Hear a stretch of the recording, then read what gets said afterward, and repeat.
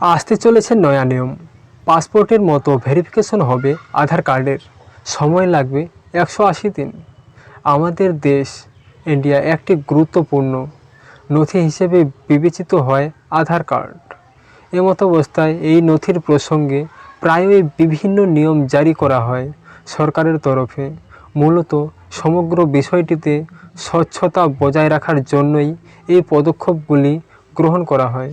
সেই রেস বজায় রেখেই এবার একটি নতুন ব্যবস্থা চালু হতে চলেছে বলে জানা গিয়েছে। এর মাধ্যমে পাসপোর্ট ভেরিফিকেশনের মতো এবার আধার কার্ডেরও ভেরিফিকেশন সম্পূর্ণ হতে পারে, আর এটি করতে পারে রাজ্য সরকার। জানা গিয়েছে যে নতুন বছরের পর থেকেই আধার কার্ডের জন্য যাচাই করার প্রক্রিয়াটি এসডিএম স্তরের আধিকারিকদের কাছ থেকে অনুমতি পেলেই বিবেচনা করা হবে এবং তারপরে আধার দেওয়া হবে। বর্তমানে এটি unique identification authority of India দ্বারা যাচাই করা হয়। এদিকে এই নতুন প্রক্রিয়াটি ইতিমধ্যেই উত্তরপ্রদেশে কার্যকর করা হয়েছে বলেও খবর মিলেছে। এছাড়া জানিয়ে রাখি যে এই প্রক্রিয়াটি শুধুমাত্র 18 বছরের বেশি বয়সী ব্যক্তিদের জন্য লাগু হবে। এদিকে আপনি যদি আধার কার্ডে কোনো আপডেট করতে চান, সেক্ষেত্রে আপনাকে আগের পদ্ধতিতেই অনুসরণ করতে হবে। অর্থাৎ সোজা কথায়, আপনার একবার আধার কার্ড হয়ে গেলে আপনাকে আর এই প্রক্রিয়ার জন্য চিন্তিত হতে হবে না। কত লাগবে সময়?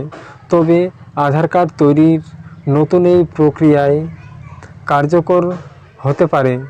নতুন আধার ইস্যু করার ক্ষেত্রে প্রায় 6 মাস অর্থাৎ প্রায় 180 দিন সময় লাগতে পারে বলে জানা গেছে।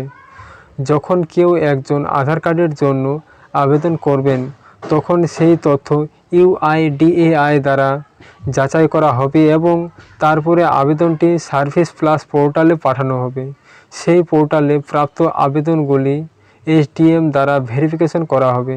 তবে ওই ভেরিফিকেশনের সময় যদি কোনো নথি বা তথ্য ভুল বা সন্দেহজনক কিছু পাওয়া যায়, সেক্ষেত্রে সংশ্লিষ্ট আবেদনটি প্রত্যাখ্যান করা হবে। এর পাশাপাশি ব্যক্তির শারীরিক যাচাইয়ের জন্য ঘটনাস্থলে উপস্থিত থাকাও বাধ্যতামূলক। এমতো অবস্থায় অনুমান করা হচ্ছে যে এহেন প্রক্রিয়ার ফলে আধার কার্ড সংক্রান্ত জালিয়াত বন্ধ করা যাবে, কারণ অনেকেই জাল আধার কার্ড তৈরি করে বিভিন্ন সুবিধা গ্রহণ করে, এমনকি প্রতারণার সাথেও যুক্ত থাকে। সে কারণেই এহেন প্রবণতা কমাতে কড়া নিয়ম শুরু করার পথে হাঁটছে আমাদের এই সরকার। সব বন্ধুরা, আজকের ভিডিও এই পর্যন্তই। নতুন একটি আপডেট ছিল, তাই তোমাদের জানিয়ে দিলাম। আশা করি সবাই ভালো আছো, ভালো থাকবে। ধন্যবাদ।